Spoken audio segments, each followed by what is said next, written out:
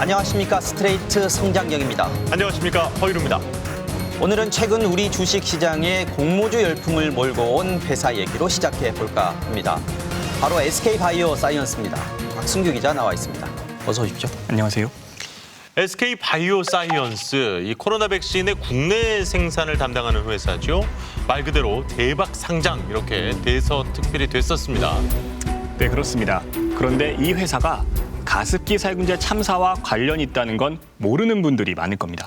가습기 살균제 사건은 10년도 더 된 대참사인데 이게 얼마 전 상장된 이 회사하고 어떤 관련이 있다는 겁니까?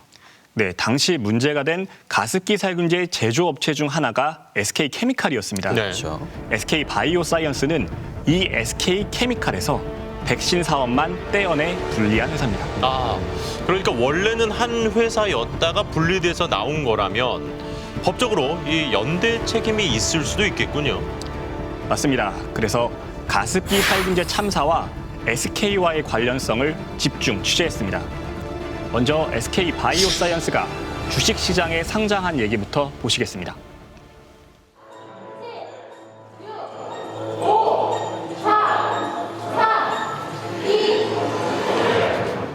지난 18일 서울 여의도 증권거래소 SK바이오사이언스가 코스피에 상장됐습니다. 네, 축하드립니다. SK바이오사이언스의 시총가는 13만 원으로 결정이 되었습니다. 축하드립니다. 청약 경쟁률은 무려 335대 1. 청약 증거금으로 63조 6천억 원이 몰려 국내 증시 사상 최다액을 기록했습니다. 열기는 곧바로 주가에 반영됐습니다. 6만 5천 원이던 공모가는 상장과 동시에 정확히 2배가 올랐고 곧바로 하루 가격 상승 제한폭인 30%까지 다시 오르는 이른바 따상을 기록했습니다. 국내에서 아스트라제네카와 노바백스 백신을 생산하게 된 회사인 만큼 일찌감치 이런 초대박이 예견됐습니다. SK바이오사이언스의 화려한 데뷔. 증권가 앞으로도 좋을 것. 직원 1인당 8억 벌었다. 언론의 대서특필이 이어졌습니다. 스트레이트는 전자공시 시스템 다트에서 SK바이오사이언스에 대한 정보를 확인해봤습니다. 공시된 투자 설명서를 읽어보니 투자 위험 요소에 대한 설명도 나와 있습니다. 자세히 읽다 보면 이런 문구가 보입니다. SK디스커버리, 구 SK케미칼은 2001년부터 2011년 초까지의 기간 동안 가습기 살균제를 제조하여 판매 회사에 공급하였습니다. 관련 소송 결과 SK케미칼이 손해배상 등 금전 채무를 이행하여야 하는 경우 당사도 연대 책임을 부담할 가능성이 있습니다. 연대 책임이란 말과 함께 SK디스커버리란 낯선 회사가 등장합니다. SK디스커버리는 어떤 회사일까? SK디스커버리의 뿌리는 1969년 7월 설립된 섬유업체 선경합섬입니다. 선경합섬은 선경인더스트리를 거쳐 1998년 SK케미칼로 이름을 바꿉니다. 선경그룹이 SK그룹으로 이름을 바꿀 때 함께 바뀌었습니다. 그리고 지난 2017년 SK케미칼은 지주회사인 SK디스커버리와 사업회사인 SK케미칼로 인적 분할됩니다. 이 사업회사 SK케미칼의 여러 사업 분야 중 백신 분야만 따로 떼어내 만든 것이 바로 SK바이오사이언스입니다. 지금은 분리됐지만 가습기 살균제를 만들 당시 SK디스커버리와 SK케미칼 그리고 SK바이오사이언스 이 세 회사는 한 몸이었습니다. 책임 피하기 위해서 그 어떤 사건이 일어나면 분할해버리면 그 책임이라는 게 엉뚱한 데로 가버리잖아요. 특히나 상장회사인 경우는 공동의 책임을 물리는 것이 당연한 그 상식적인 그 논리죠. 왜 그런가 하면 그 주주들이 피해를 입게 되는 거니까. 현재 SK디스커버리는 SK케미칼과 SK바이오사이언스를 지배하는 지주 회사입니다.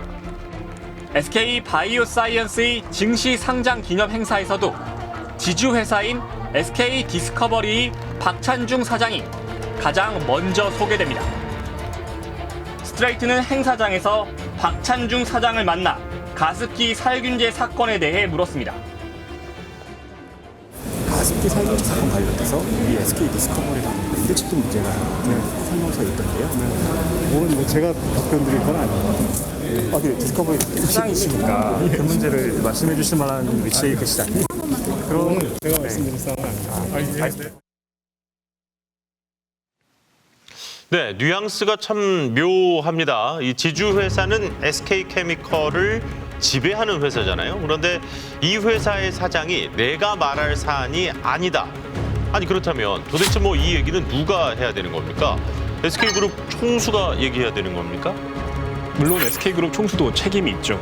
그런데 가습기 살균제를 만든 SK케미칼의 지배 구조를 살펴보면 주목할 만한 또 다른 인물이 등장합니다. 그건 또 누군가요?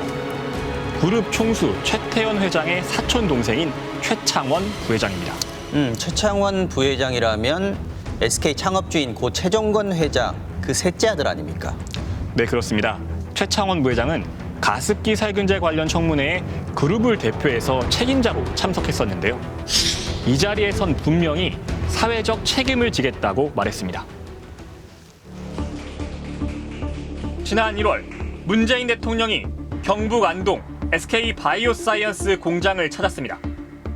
SK 바이오사이언스가 백신 생산 계약을 맺은 걸 축하하는 자리였습니다.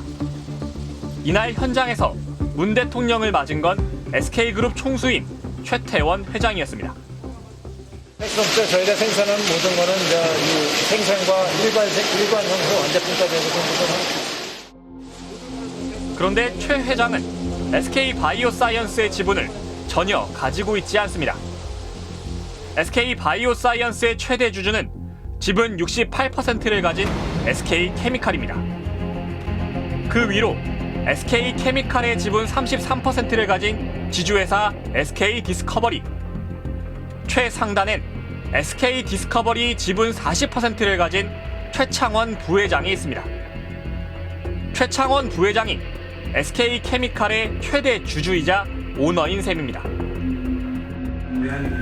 최 부회장은 SK케미칼의 경영지원본부장과 부사장을 거쳐 지난 2007년부터 대표이사도 맡았습니다.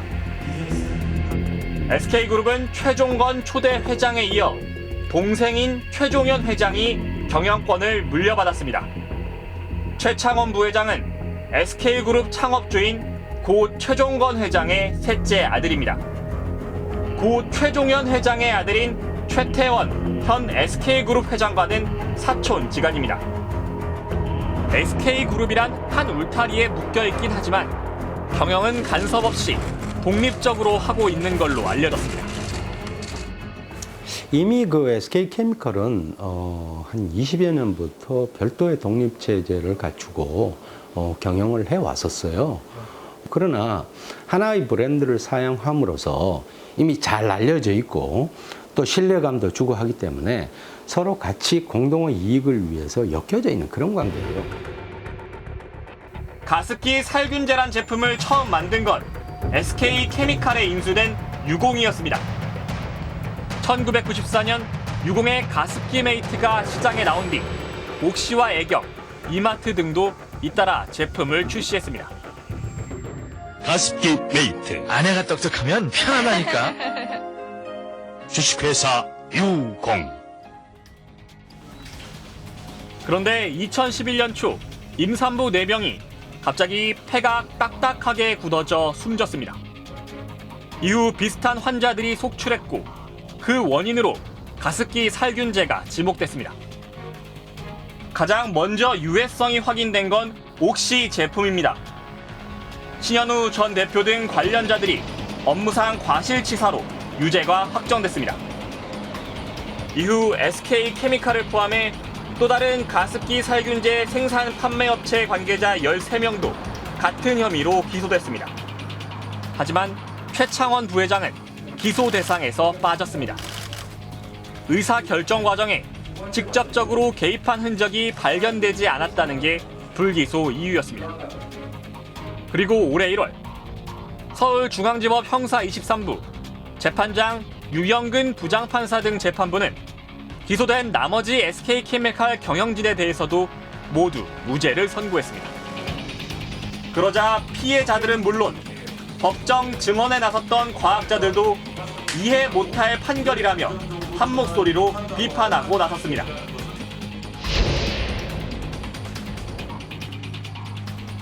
옥시가 만든 제품의 원료는 PHMG입니다.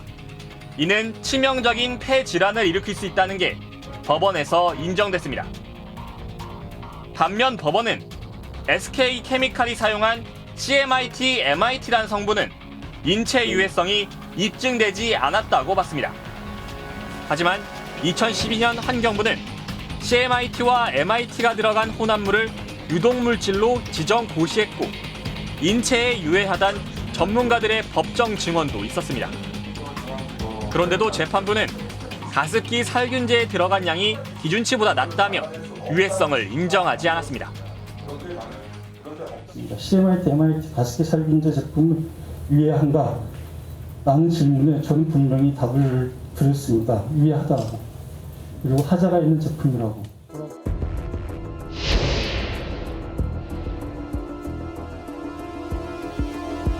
재판부는 쥐를 상대로 한 실험에서 피해자들처럼 폐질환이 나타나지 않았다는 점도 무죄 판결의 근거로 들었습니다. 동물 실험 결과를 사람에게 그대로 대입해도 되는 걸까?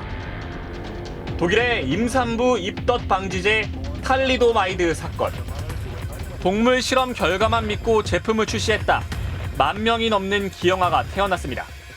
동물 실험이 절대적일 순 없다는 겁니다. 동물 실험은 기본적으로 사람의 건강을 예방하거나 예측하거나 그러지 못합니다. 또 더군다나 피해 질환을 증명하는 도구로 쓸 수가 없습니다.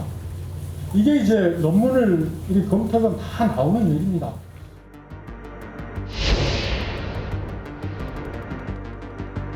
재판부는 또 정부의 피해 조사 결과조차 형사 재판엔 그대로 적용할 수 없다고 했습니다. 피해자의 기억이 왜곡될 수도 있고 유전이나 환경 요인에 의해 피해가 발생했을 가능성도 있다고 봤습니다. 아이들이